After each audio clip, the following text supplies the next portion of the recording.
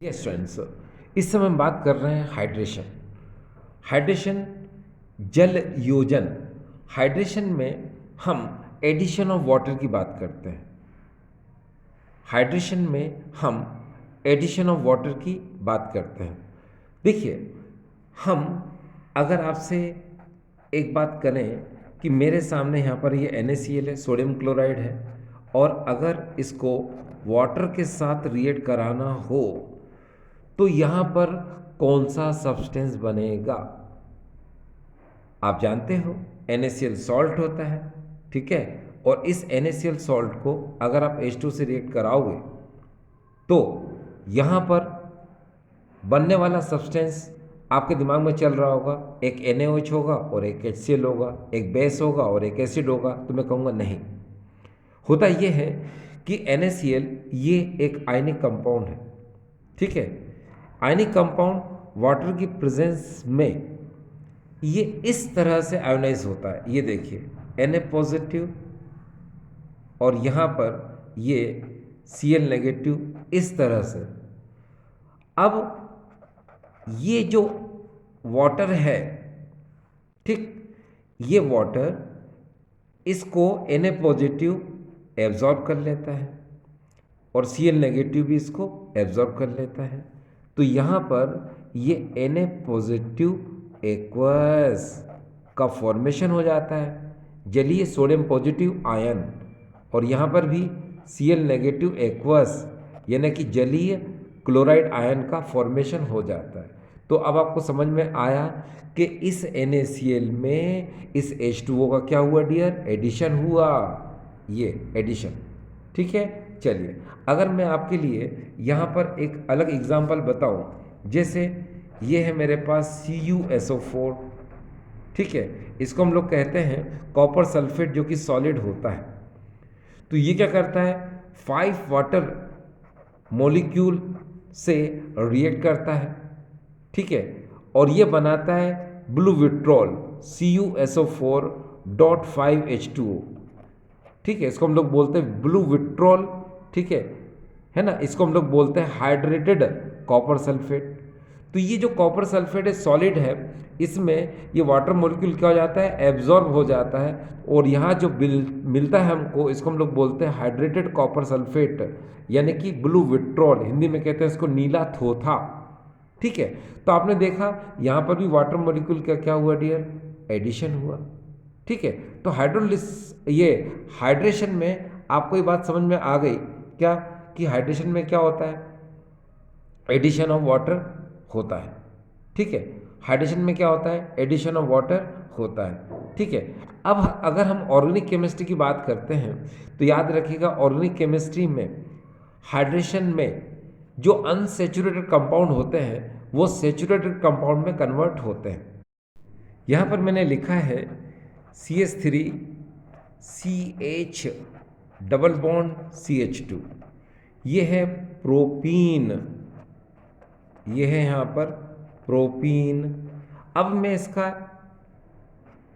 Addition कराऊंगा H2O के साथ, वो भी एसिड की प्रेजेंस में। अब देखो क्या होता है कि हम जानते हैं यहाँ डबल बॉन्ड है। आप बहुत अच्छे से जानते हो डियर स्टूडेंट्स कि मान लो अगर डबल बॉन्ड है तो वहाँ एक पाई बॉन्ड होता है और एक सिग्मा होता है। अगर मान लो वहाँ ट्रिपल बॉन्ड है डियर, तो आपको पता है वहाँ पर 2 पाई बॉन्ड होते हैं और एक क्या होता है? सिग्मा होता है। आप ये भी जानते हो कि पहले सिग्मा बॉन्ड का फॉर्मेशन होता है, उसके बाद ही पाई बॉन्ड का फॉर्मेशन होता है, ठीक है। तो यहाँ देखिए क्या है कि इस प्रोपीन में इस कार्बन के बीच में ये पाई और नीचे क्या है? सिग्मा बॉन्ड है। अब मार्कोनिकॉफ रूल के अकॉर्डिंग ये जो पाई इलेक्ट्रॉन है इनका ट्रांसफॉर्मेशन हमेशा कम हाइड्रोजन वाले कार्बन से ज़्यादा हाइड्रोजन वाले कार्बन की तरफ होता है, यानी कि ऐसे होता है। ये देखिए, तो ये पॉजिटिव कार्बन हो जाएगा और ये नेगेटिव हो जाएगा, ठीक। अब इस H2O को आप कैसे लिख सकते हो? H पॉजिटिव और OH नेगेटिव लिख सकते हो। तो ये H पॉजिटिव इसके साथ और ये OH नेगेटिव इसके साथ क्या हो जाएगा? लिंक हो जाएगा, ज्वाइन हो जाएगा, जुड़ जाएगा। तो क्या होगा? ये देखिए CH3 CH ठीक है, और ये OH नीचे आ जाएगा और यहाँ पर हो जाएगा ये CH3। इस तरह से यहाँ जो कंपाउंड बनेगा 1 2 3, इसको कहेंगे हम प्रोपेन टू ऑल। ये देखिए यहाँ पर हमें मिलेगा प्रोपेन टू ऑल। तो ये तो हमने प्रोपीन के साथ प्रोसेस किया था। और अगर हम यहाँ पर प्रोपाइन को ले लें, ये देखिए CH3 C triple bond CH, ये देखिए डियर प्रोपाइन है ये। और प्रोपाइन में अगर हम इसका एडिशन कराएंगे, ठीक है, तो प्रेजेंस पे थोड़ा सा ध्यान देना, क्योंकि ये बहुत इंपॉर्टेंट है। क्योंकि एग्ज़ाम में सबसे ज़्यादा इसी को पूछा जाता है। इसी को हम लोग बोलते हैं हाइड्रेशन ऑफ अल्काइन। तो हाइड्रेशन ऑफ अल्काइन में क्या होता है कि ये देखिए 42% इसमें हम डाइल्यूट H2SO4 लेते हैं, 1% इसमें हम HgSO4 लेते हैं, और इसमें हम 333 यानी कि 60 डिग्री सेंटीग्रेड या फिर 333 केल्विन इसमें टेम्परेचर लेते हैं। अब इसमें भी देखिए कि पाई इलेक्ट्रॉन का ट्रांसफॉर्मेशन कम हाइड्रोजन वाले कार्बन से ज़्यादा हाइड्रोजन, यानी कि इस तरफ से इस तरफ मूवमेंट होगा अकॉर्डिंग टू मार्कोनिकॉफ रूल। तो ये पॉजिटिव कार्बन हो जाएगा, ये नेगेटिव हो जाएगा। और H2O तो आप जानते हो H पॉजिटिव और OH नेगेटिव में, तो H पॉजिटिव ये नेगेटिव के साथ और ये OH नेगेटिव इस पॉजिटिव कार्बन के साथ लिंक हो जाएगा। तो ये हो जाएगा इस तरह, ये देखिए CH3 C और यहाँ हो जाएगा OH और डबल बॉन्ड यहाँ हो जाएगा ये CH2। अब यहाँ पर ये जो कंपाउंड है ये टेम्पररी कंपाउंड है, अनस्टेबल कंपाउंड है। तो यहाँ पर क्या होता है, टोटोमेरिज्म होता है, हिंदी में कहते हैं इसको चला व्यवता होती है। तो जिसकी वजह से क्या होता है, migration of hydrogen atom from one polyvalent atom to the another polyvalent atom, जिसकी वजह से बॉन्ड का क्या हो जाएगा, ट्रांसफॉर्मेशन हो जाता है। ये हाइड्रोजन जब यहाँ से यहाँ जाएगा तो ये बॉन्ड रिवर्स में नीचे की तरफ आएगा और हाइड्रोजन इधर चला जाएगा, तो हमको मिलेगा डियर यहाँ पर प्रोपेनॉन। ये देखिए ये हमको मिल जाएगा इस तरह से प्रोपेनॉन, जिसको हम लोग डाइमिथाइल कीटोन या एसीटोन बोलते हैं। ठीक डियर, तो ये जो आपने भी देखा ये क्या था, ये था हाइड्रेशन।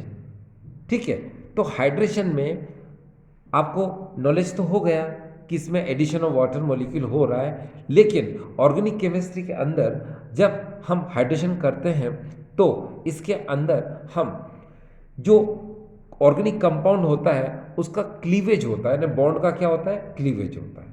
ठीक है, इतना याद रखना। यानी बंद का क्या होता है, थोड़ा सा क्या होता है, विदलन होता है, बॉन्ड ब्रेकिंग होती है। ठीक, अब डियर स्टूडेंट्स अब हम बात करेंगे यहाँ पर हाइड्रोलिसिस की। डियर स्टूडेंट्स याद रखिए ये टॉपिक बहुत इंपॉर्टेंट टॉपिक है जिसको हम बात करने जा रहे हैं, हाइड्रोलिसिस की। तो चलो अब हम थोड़ी देर में हम पढ़ने वाले हैं हाइड्रोलिसिस। हाइड्रोलिसिस को हिंदी में कहा जाता है जल अपघटन, और हाइड्रोलिसिस का मतलब होता है डियर क्या, ब्रेकिंग ऑफ वाटर। ये देखो यहाँ लिख देता हूँ मैं, ये देखिए ब्रेकिंग ऑफ वाटर, ये ब्रेकिंग ऑफ वाटर। ये देखिए इसमें वाटर मॉलिक्यूल क्या होता है डियर, ब्रेक होता है, क्योंकि आपको पता है लाइसिस का मतलब होता है डिकम्पोजिशन यानी ब्रेकिंग, और हाइड्रो का मतलब होता है वाटर, यानी कि वाटर ब्रेक होगा। ठीक है, और अभी एग्जाम्पल से आपको बेहतर तरीके से समझ में आ जाएगा। देखिए कैसे, आप थोड़ा सा ध्यान से देखें तो अपने आप आपको ये सारी चीज़ें क्लियर होती चली जाएंगी। ठीक है, देखिए यहाँ अगर मैं आपसे इस बात को कहूँ, ये देखिए कि मेरे पास यहाँ पर ये Na2CO3 है, ठीक है ना, और मैं अगर यहाँ पर इस H2O के साथ इसका हाइड्रोलिसिस करूँ, आपको पता है सोडियम कार्बोनेट सॉल्ट होता है, ये देखिए ठीक, और H2O वाटर होता है ना। इसका मुझे क्या करना है, यहाँ पर ये हाइड्रोलिसिस कराना है इस सोडियम कार्बोनेट का वाटर की प्रेजेंस में। तो क्या होगा, देखो आप पहले है ना, इसने कहा था कि ब्रेक होगा, ब्रेकिंग ऑफ वाटर, तो ब्रेकिंग ऑफ वाटर कर लो। आप कैसे करोगे, H positive and OH negative में।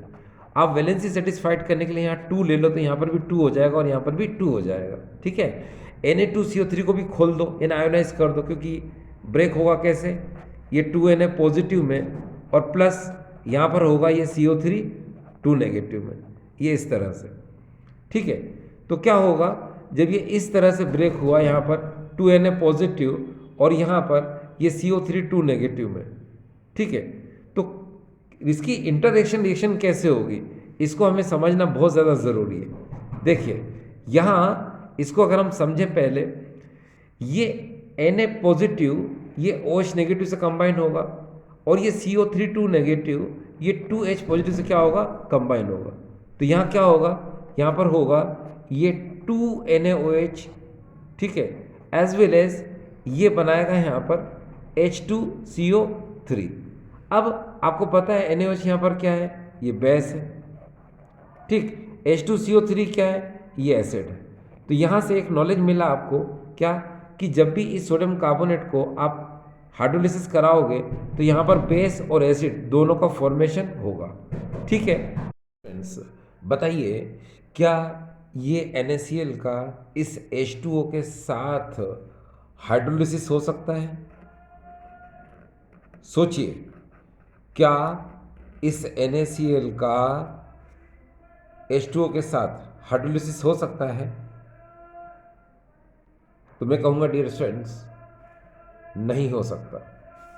आपके दिमाग में चल रहा होगा कि NaCl का हाइड्रेशन तो हो चुका था, मगर हाइड्रोलिसिस क्यों नहीं हो रहा है? तो ज़रा देखिए, आपको पता होना चाहिए कि NaCl स्ट्रॉन्ग बेस और स्ट्रॉन्ग एसिड से मिलकर बनता है।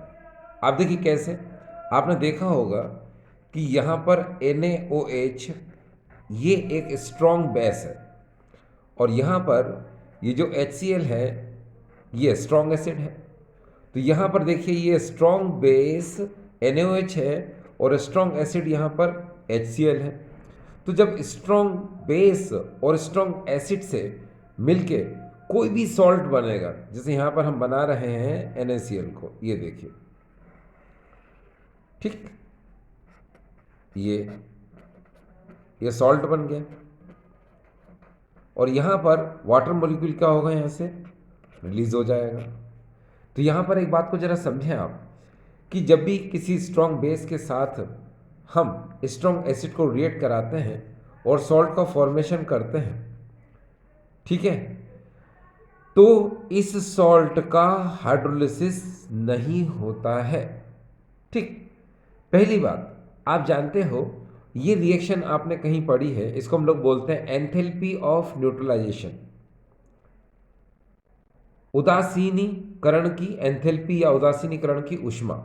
आपको पता है 1 ग्राम इक्विवेलेंट एसिड को 1 ग्राम इक्विवेलेंट बेस के साथ जब हम कंप्लीटली न्यूट्रलाइजेशन करते हैं तो जो एंथैल्पी में चेंज आता है उसको हम एंथैल्पी ऑफ न्यूट्रलाइजेशन कहते हैं।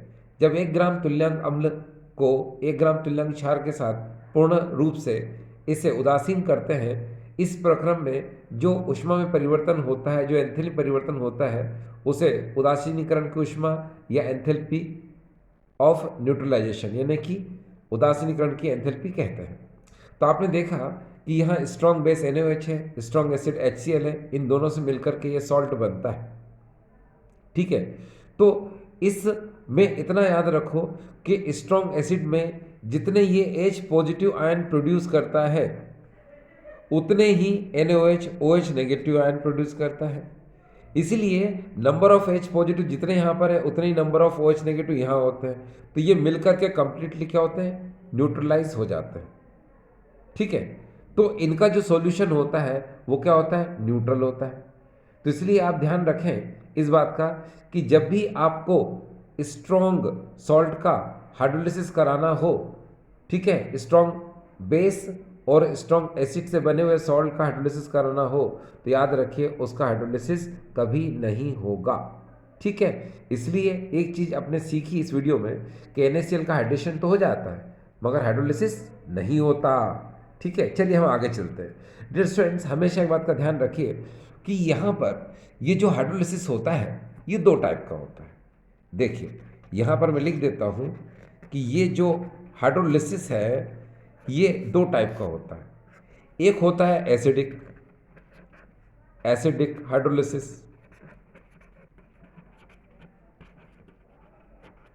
ठीक है, जो एसिड की प्रेजेंस में होता है। दूसरा होता है बेसिक हाइड्रोलिसिस,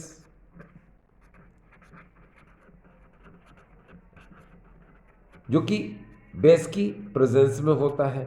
ठीक है, आपने देखा जल अपघटन दो प्रकार का होता है, अम्लीय जल अपघटन जो कि अम्ल की उपस्थिति में होता है, क्षारीय जल अपघटन जो कि क्षार की उपस्थिति में होता है।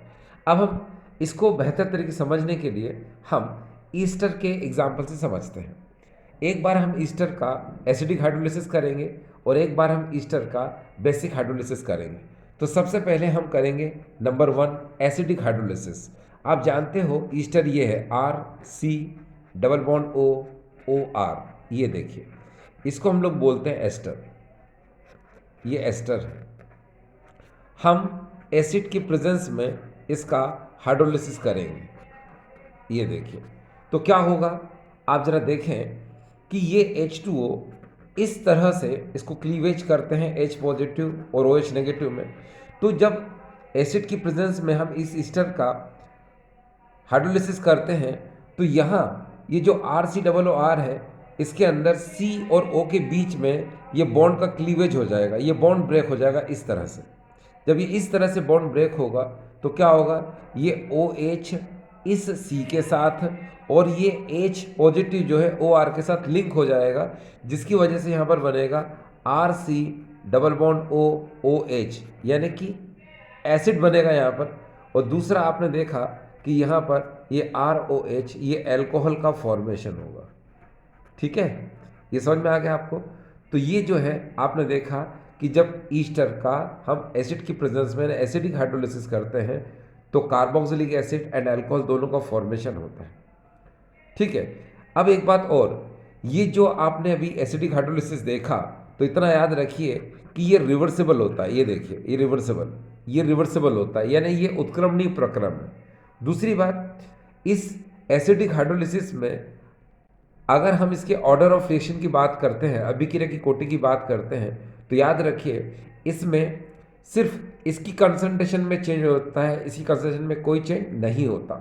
सिर्फ यही रेट ऑफ रिएक्शन को अफेक्ट करता है, ये नहीं करता, इसलिए इसका ऑर्डर जो है 1 होगा। तो याद रखना कि एसिडिक हाइड्रोलिसिस ऑफ ईस्टर में ऑर्डर ऑफ रिएक्शन जो होता है वो होता है डियर 1। ये देखिए यहाँ लिख दिया मैंने 1। आपके दिमाग में क्वेश्चन उठ रहा होगा कि इसका जो क्लीवेज है ये ऐसे क्यों हुआ। ठीक है, तो और फिर ये अटैक आखिर ये OH नेगेटिव का पहले होता है। ठीक है, तो ये कैसे होता है, तो मैं इसके मैकेनिज्म को समझाऊंगा तो आपको बहुत अच्छे समझ में आ जाएगा। देखिए डियर स्टूडेंट्स, हमेशा याद रखिए चाहे आप एसिडिक हाइड्रोलिसिस कराएं, ठीक है, या बेसिक हाइड्रोलिसिस कराएं, तो ये न्यूक्लियोफिलिक रिएजेंट जो है इसके कार्बोक्सिलिक एसिड का जो ये कार्बोनाइल ग्रुप है इस पर सबसे पहले जो अटैक होता है वो न्यूक्लियोफाइल का ही अटैक होता है। ठीक है, उसके बाद फिर आगे का इसका प्रोसेस होता है। तो चलिए पहले मैं इसका आपको मैकेनिज्म समझाऊं, बाद में फिर मैं आपको इसका बेसिक हाइड्रोलिसिस पढ़ाता हूँ। ठीक है, देखिए कैसे। सबसे पहले मैंने यहाँ पर ये देखिए लिखा है यहाँ पर R और यहाँ पर ये देखिए C डबल बॉन्ड O और यहाँ पर मैंने कर दिया OR। आपको पता है ईस्टर है, ये ईस्टर के अंदर ये जो कार्बोनाइल ग्रुप है, ठीक है, इसमें कार्बन और ऑक्सीजन की तरफ पाई इलेक्ट्रॉन होते हैं और ऑक्सीजन की इलेक्ट्रोनेगेटिविटी ज़्यादा है कार्बन से, तो पाई इलेक्ट्रॉन ये ऊपर की तरफ क्या हो जाते हैं, ट्रांसफर हो जाते हैं। ठीक है, जिसकी वजह से कार्बन में प्लस साइन और ऑक्सीजन पर क्या आता है, माइनस साइन आता है। अब आपको पता है कि हम हाइड्रोलिसिस में H2O को हाइड्रोलाइज कर देते हैं H पॉजिटिव और ये OH नेगेटिव में। तो नेचुरली जब आपने इलेक्ट्रॉन को ऊपर नीचे से ऊपर भेजा तो आपने देखा है क्या हुआ। चलो अगली स्टेप में देखिए क्या हुआ कि यहाँ पर ये R, ये C और ये जगह O, ये कार्बन पे प्लस साइन आ जाएगा और ये बॉन्ड ऊपर गया तो ऑक्सीजन पर क्या आएगा, माइनस साइन, और ये OR ऐसा कैसा ही रहेगा।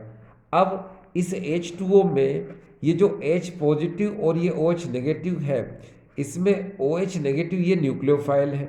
ये न्यूक्लियोफाइल क्या करेगा, अटैक करेगा कहाँ पर, इसके कार्बोनाइल कार्बन पर। ठीक है, इसको बोलते हैं अटैक ऑफ न्यूक्लियोफाइल। तो क्या होता है देखिए, R, ये C, ये O पे नेगेटिव साइन आएगा और यहाँ C से ये OH लिंक हो जाएगा इस तरह से, और यहाँ पर क्या रहेगा, ये OR रहेगा। एक स्टेप तो डियर इसकी ये हो गई। अब इसके बाद क्या करेंगे आप, आगे स्टेप में लेके आएंगे इसको, तो ये देखिए यहाँ पर क्या होगा, R, ये C, O पे नेगेटिव साइन, और यहाँ पर ये OR, और यहाँ पर हो जाएगा ये OH। अब इसका ये जो H पॉजिटिव है इसको आपने रिएक्ट कराना है इसके साथ। तो होता क्या है वो देख लीजिए आप। सबसे पहले ये होता है यहाँ पर कि ये ऑक्सीजन जो है ये मोर इलेक्ट्रोनेगेटिव होता है। किससे? कार्बन से। तो ये बॉन्ड को अपनी तरफ लेके जाता है, खींचता है ऊपर ऑक्सीजन की तरफ। तो ये वाला जो नेगेटिव है ये आ जाता है वापस कहाँ, यहाँ पर। ये जो नेगेटिव साइन था ये कहाँ जाता है, यहाँ पर। तो ये डबल बॉन्ड का फॉर्मेशन कर लेगा, कार्बन की वापस से उतनी ही वैलेंसी हो जाएगी। और जब ये OR पर नेगेटिव साइन आ जाएगा तो ये प्रोटॉन को क्या कर लेगा, ये एक्सेप्ट कर लेगा। तो इस तरह से आपने देखा कि यहाँ पर RC डबल बॉन्ड O, ठीक है, और ये OH कार्बोक्सिलिक एसिड बन जाता है। ये देखिए RC डबल बॉन्ड OH, और साथ में यहाँ पर ये अल्कोहल का फॉर्मेशन हो जाता है। ठीक है, आपको पता चल गया कि एसिडिक हाइड्रोलिसिस में ध्यान रखने की ज़रूरत है आपको कि ये रिवर्सेबल प्रोसेस होता है, एक। दूसरी बात, इसमें ऑर्डर ऑफ रिएक्शन क्या होता है, 1 होता है। अगर हम बेसिक हाइड्रोलिसिस की बात करते हैं तो चलिए ये देखिए, बेसिक हाइड्रोलिसिस में हम फिर से ईस्टर लेते हैं, RC डबल बॉन्ड O, और यहाँ OR। अब इसका मैं हाइड्रोलिसिस आपको डायरेक्ट बता देता हूँ। मैंने बताया था कि बेसिक हाइड्रोलिसिस में हम क्या करते हैं, यहाँ पर NaOH लेते हैं, ठीक है, और उसे हम लिखते हैं एक्वस, इस तरह से। ठीक है, अब ऐसा क्यों, तो ज़रा फिर से देखिए, मैं यहाँ OR कर देता हूँ कि अगर मैं यहाँ पर RC double bond O, OR इस तरह मैंने लिए ईस्टर, और यहाँ पर मैं लेता हूँ H2O, और यहाँ पर NaOH की प्रेजेंस लेता हूँ, यानी बेसिक हाइड्रोलिसिस कर रहे हैं ना, तो NaOH तो लेना पड़ेगा। अब ये NaOH क्या करता है, इस H2O के साथ, है ना, ये एक्वस NaOH का फॉर्मेशन करता है। ठीक है, अब ये एक्वस NaOH का जब फॉर्मेशन करेगा और फिर जब ईस्टर से रिएक्शन होगी तो ये सोडियम ईस्टर का फॉर्मेशन करेगा और अल्कोहल का फॉर्मेशन करेगा। ठीक है, तो ये डायरेक्ट मैं बता रहा हूँ आपको कि क्या बनेगा, यहाँ पर RC double bond O, ONa ये बन जाएगा। ठीक है, और साथ में क्या बनेगा, ये बनेगा अल्कोहल ROH। अब देखिए, जब आप इसका बेसिक हाइड्रोलिसिस कराते हैं ईस्टर का, तो यहाँ पर ये सोप बनता है, यानी साबुन बनता है। तो इस रिएक्शन को हम लोग बोलते हैं सोपोनिफिकेशन रिएक्शन। इसी को हिंदी में कहते हैं साबुनीकरण अभिक्रिया। ये जो रिएक्शन होती है ये इरिवर्सिबल होती है, इसलिए इसमें सिंगल एरो आएगा, इरिवर्सिबल होती है ये। ठीक है, दूसरी बात, इसमें ऑर्डर ऑफ रिएक्शन जो होता है वो 2 होता है। क्यों? क्योंकि यहाँ पर इसकी भी कंसंट्रेशन में चेंज होता है और NaOH की कंसंट्रेशन में भी चेंज होता है, तो इसलिए इसका ऑर्डर क्या आएगा डियर, यहाँ ऑर्डर आएगा 2। ठीक है, ये क्लियर। बेसिक हाइड्रोलिसिस में ऑर्डर 2 होता है, एसिडिक हाइड्रोलिसिस में ऑर्डर जो है 1 होता है। एसिडिक हाइड्रोलिसिस जो होता है वो मतलब रिवर्सिबल रिएक्शन है, और इसलिए साइन उसका ऐसे आता है एसिडिक हाइड्रोलिसिस में। लेकिन बेसिक हाइड्रोलिसिस जो है ये इरिवर्सिबल प्रोसेस है। इरिवर्सिबल यानी अनुत्क्रमणीय, जो कि सिंगल डायरेक्शन में एक ही तरफ होती है, यानी कि इन दोनों से ये बन सकता है मगर ये दोनों बन सकते हैं, मगर इन दोनों से ये नहीं बन सकता। ठीक है, चलिए, तो ये समझ में आ गया आपको। अब हम आगे चलते हैं डियर स्टूडेंट्स। अब हम बात करेंगे यहाँ पर डिहाइड्रेशन की बात करते हैं। ये देखिए, डिहाइड्रेशन को हम लोग कहते हैं निर्जलीकरण। अब डिहाइड्रेशन में क्या होता है, डिहाइड्रेशन का मतलब होता है removal of water, removal of water, यानी कि वाटर मॉलिक्यूल क्या होता है इसके अंदर, रिमूव होता है। तो चलो देखते हैं कैसे। मान लो मेरे पास यहाँ पर CH3CH2OH ये इथेनॉल है, इसको हम इथाइल अल्कोहल कहते हैं। लिख देता हूँ मैं यहाँ पर, ये इथेनॉल है, और हम यहाँ पर जो प्रेजेंस लेते हैं वो कंसनट्रेट H2SO4 की प्रेजेंस लेते हैं। अब देखिए क्या होता है, आपको पता है जिस कार्बन से ये OH जुड़ा हुआ है इसे हम अल्फा कहते हैं, इसके पास वाले को क्या बोलते हैं हम यहाँ पर, ये बीटा कार्बन कहते हैं। ये अल्फा कार्बन, ये बीटा कार्बन। अब होता ये है कि अल्फा कार्बन से तो OH निकलेगा और बीटा कार्बन से क्या निकलेगा, H। इस CH3 को आप कैसे लिख सकते हो, CH2 और H ऐसे लिख दो, ठीक है। तो बीटा पोजीशन से H और यहाँ से OH, ये निकल जाएगा वाटर मॉलिक्यूल, यहाँ H2O लिख दो और यहाँ पर CH2 के बीच में आ जाएगा डबल बॉन्ड। इस तरह से ये ईथीन का फॉर्मेशन हो जाएगा। इस टाइप की जो रिएक्शंस होती हैं इसको हम बीटा एलिमिनेशन रिएक्शन यानी बीटा विलोपन अभिक्रिया भी कहते हैं, ठीक है। तो आज का वीडियो आपको समझ में आया होगा, ठीक है। Thank you.